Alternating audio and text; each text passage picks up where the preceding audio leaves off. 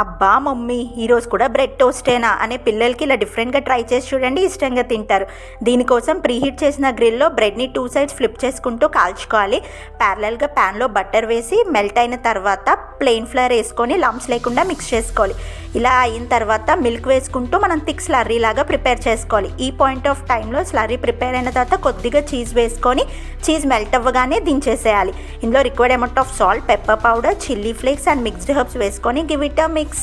బాగా మిక్స్ చేసిన తర్వాత బాయిల్ చేసిన కార్న్, కొద్దిగా ఆనియన్ అండ్ క్యాప్సికమ్ వేసుకొని మిక్స్ చేసుకోండి. ఆల్రెడీ పెట్టుకున్న స్లైసెస్ మీద ఇది అప్లై చేసి ప్రీహీట్ అయిన తవా మీద 2 మినిట్స్ హై ఫ్లేమ్లో కుక్ చేయండి. మర్చిపోద్దు మిక్స్డ్ హర్బ్స్ యాడ్ చేసుకోండి, టేస్ట్ చాలా యమ్మీగా ఉంటుంది.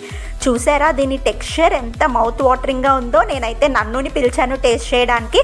వాడు టేస్ట్ చేసి it's a yummy dish mummy అని సర్టిఫై చేసేసాడు. సో త్వరగా మీరు మీ పిల్లలకి చేసేసేయండి. చలో bye, subscribe for more. Thank you.